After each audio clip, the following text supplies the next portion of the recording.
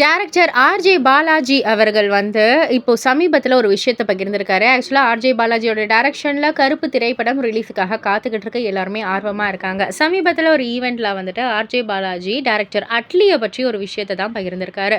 அதாவது ராஜா ராணிய பார்த்துட்டு நானே வந்து அத ட்ரோல் பண்ணேன். நான் ஆர்ஜேவா இருந்தேன் அப்போ. நானே வந்து அத வந்து ட்ரோல் பண்ணேன்.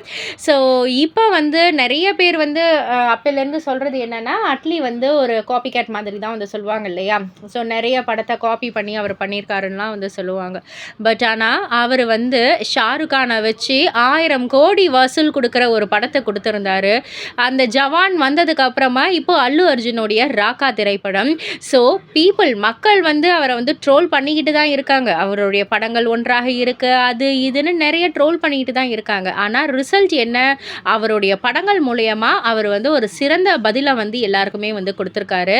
அவருடைய வொர்க் எத்திக்ஸ் மூலியமா வந்து அவர் குடுத்திருக்காரு. அதெல்லாம் ரொம்பவே இன்ஸ்பைரிங்கா இருக்கு நிஜமா அப்படின்ற மாரி வந்து ரொம்பவே பெருமையா வந்து பகிர்ந்துக்கிட்டாரு. இத பத்தி நீங்க என்ன நினைக்கிறீங்க? உங்களுடைய கருத்து என்ன? அப்படின்றத கீழ உள்ள கமெண்ட் பாக்ஸ்ல குறிப்பிட்டு சொல்லுங்க. மறக்காம சேனல சப்ஸ்கிரைப் பண்ணி பக்கத்துல உள்ள பெல் ஐகானை கிளிக் பண்ணிடுங்க.